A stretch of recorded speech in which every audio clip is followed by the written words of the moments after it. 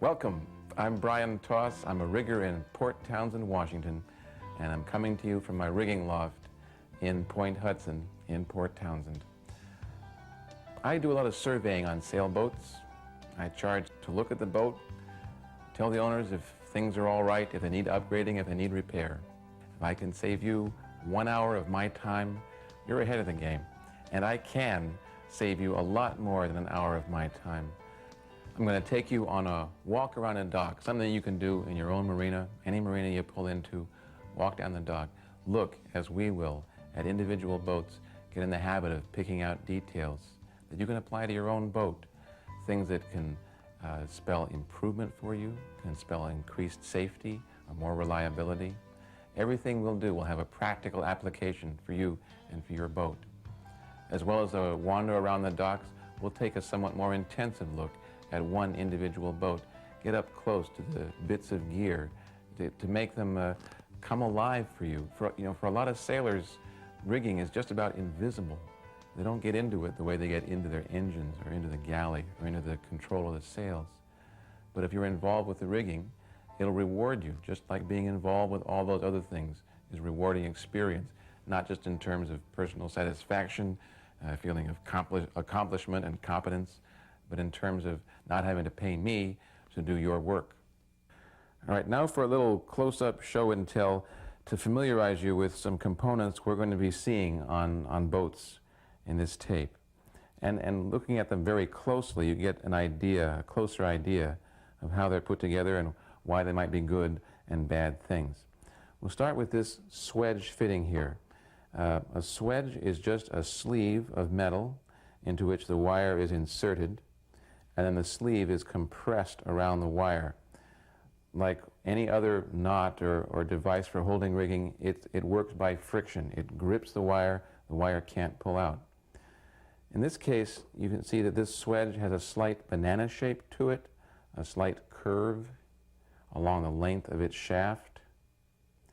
And this in itself is not a good thing, because the terminal is always trying to straighten itself out. But it turns out that that's not the only bad thing about this terminal. You notice how thin it is where it bears. This is an aircraft eye, which is a lighter SWEDGE. It has a smaller bearing surface than a marine eye. You can see these have similar size wire, but the marine eye is much thicker, has much more gumption to it. It'll resist fatigue far longer than the aircraft eye. So given a choice, use the marine eye. Unfortunately, the marine eye is not all virtuous either. It too has a horrendous banana to it. So what you want is a marine eye with no banana. Here we have a nice big fat eye, perfectly straight. You think, finally we're home. But if you take a very close look at this terminal, you'll see there are cracks, longitudinal cracks up near the top. There are finer cracks that might not be so easy to see further down. What's happened here is that the wire that this SWEDGE was on was at the bottom end of a stay in tropical climate, and salt water slowly migrated inside the terminal, causing the wire to rust and expand. This puts the surface of the SWEDGE in tension. It literally starts blowing apart. Same thing can happen in northern climates. It usually just takes a little bit longer. You see any crack in a SWEDGE, it's time to condemn that piece. It might last for years, it might last for a day. If you happen to see a horizontal crack, one running at right angles to the SWEDGE, it's time to stand back. That could go at any moment. Okay. Another terminal that's made to a completely different principle is this stay lock. A similar terminal is called a Norseman, or as we call it here in Port Townsend, a Norse person. Unlike a SWEDGE, it isn't crimped around the wire by machine. It's put together by hand. This portion, the wedge, slips over the core of the wire. This portion, the cylinder, slips over the cover. The wedge is driven down on the core, and the cylinder is slid up over the cover until the cover is jammed between the wedge and the cylinder. It's gripped tight so it can't pull out.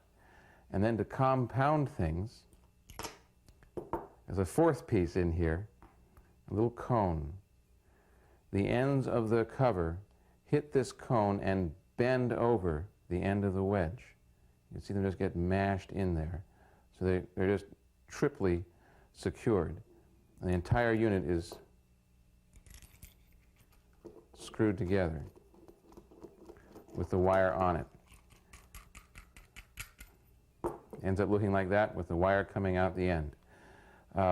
You can keep any corrosion from happening inside this terminal by filling it with silicone before you screw it together. It's completely sealed.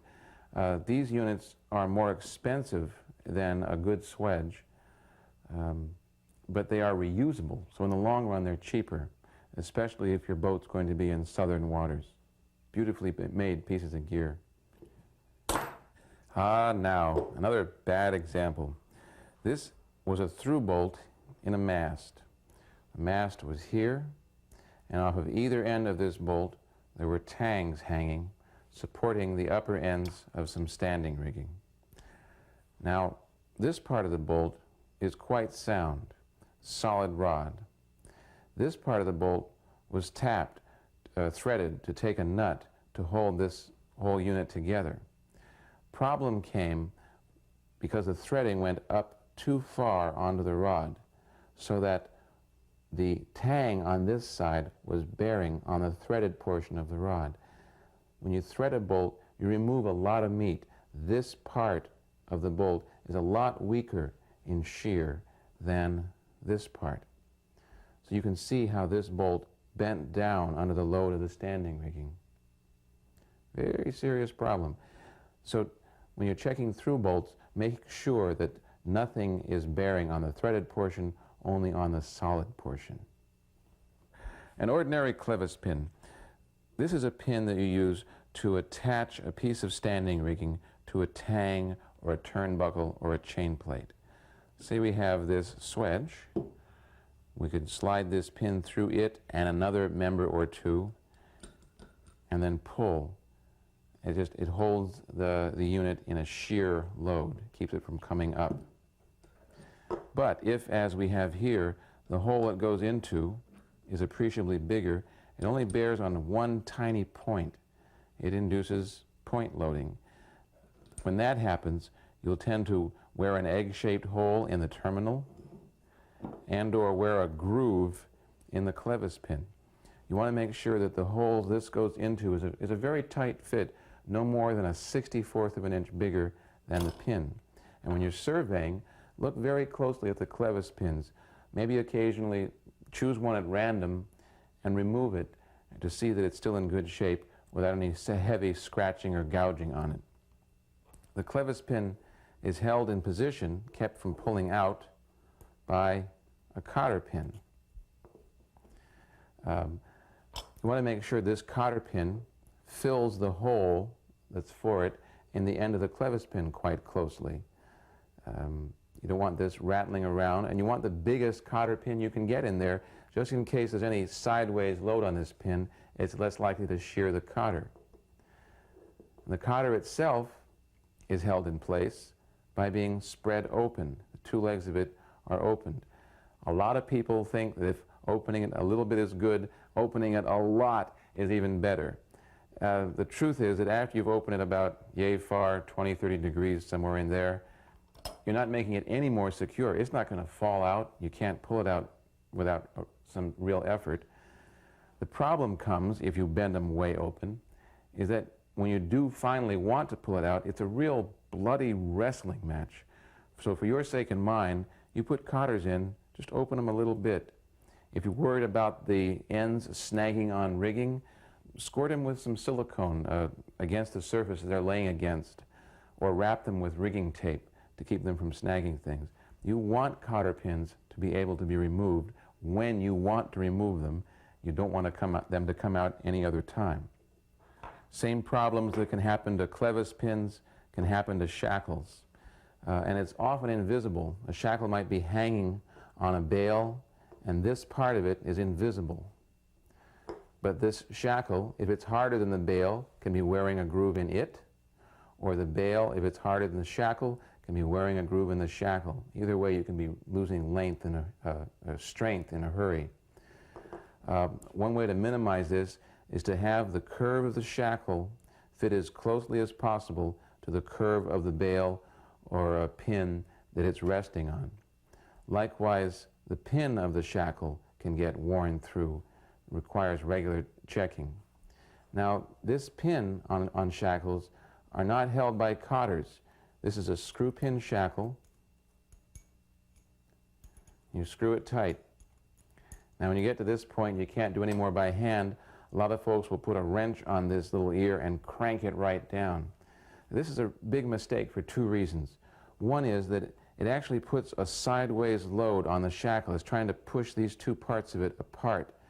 And that load is added to whatever extra load you're putting on the shackle lengthwise. So just bring a shackle in finger tight. To keep it from becoming corroded, before you thread it in, smear a little anhydrous lanolin, available in any drugstore, on the thread, or some other long-lived lubricant. Bring it down finger tight, and then use this little hole in the end of the pin to seize the shackle to itself, to mouse the pin to the bale of the shackle. Just get some lightweight seizing wire and run a couple, 3 figure-8 turns through the pin hole, around the bale and back, and finish by twisting the ends together and pushing them off to the side so they don't snag anything. Turnbuckles. This is a combination shackle and tensioning device. This end might go to a chain plate on a vessel at the hull. This end might receive an identical jaw, or it might receive a stud fitting, a threaded end to a swedge. Instead of an eye, the swedge would come down and end in a threaded portion, which would screw directly into the turnbuckle. In either event, the thing that most often goes wrong with turnbuckles is thread damage.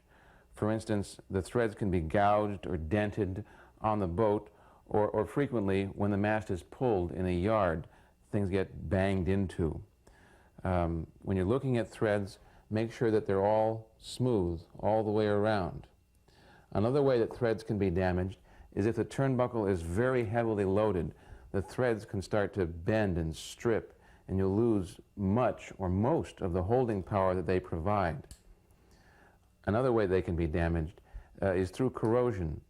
If you have the turnbuckle in a real corrosive environment, particularly the tropics, the parts of the turnbuckle can become practically welded together. Way to prevent that is, again, smearing a light coat of anhydrous lanolin on the threads before you put the turnbuckle together, or some other good corrosion inhibitor. Finally, blocks, shivs. Let's say you have this little single block here. It has a nylon shiv and maybe a fiberglass bushing, that is the point where the pin, the axle, bears on the middle of the shiv, and a nice light shackle. Let's say that this block is plenty strong enough in the shackle and the bale, this part here, to take the load we're going to impose on it, but that load is a static load. It's just you're going to take up and hold it like a halyard. Well, this block isn't appropriate for that. It's really designed for come and go loads because the bearing point can distort over time. It's soft, relatively soft plastic, and if you pull for a long time, it just gets egg-shaped, and then it turns in a very wobbly, hard to move fashion. So in the block itself, the body of the block might be just fine, might be really appropriate to the load we're putting on it, but the shiv isn't. You might want instead to have a shiv with roller bearings, little ball bearings inside, sometimes bearings for the pin, and then bearings for the sides for thrust loads. These are much better at sustained loads. They're heavier, they cost more, but they're more appropriate to the job at hand. The block might be fine, you can switch it out for a better shiv. But not just any shiv. This one, for instance, has a profile in cross-section that is flat. This shiv is designed just for Kevlar rope, which flattens out as it goes over the shiv so that all the individual strands travel pretty much the same distance and the rope doesn't wear out as fast. But most ropes want a semicircular shiv profile. This is appropriate for Dacron, which is and/or Spectra, which are the two most popular kinds of ropes on boats. You want to think about what kind of gear is going to go in this block and what kinds of loads are going to be coming on it if you want to get the most life out of the gear. So much for show and tell. Before we hit the docks, I just want you to keep 3 things in mind for the examples that follow. When you're looking at any piece of any rig, remember to ask yourself, is it in good condition? Obviously, of course, first. Do I see any cracks, chafe, signs of overstrain, age, brittleness, corrosion, whatever you can think of to look for that might compromise the quality of the piece you're inspecting? Is it in good condition?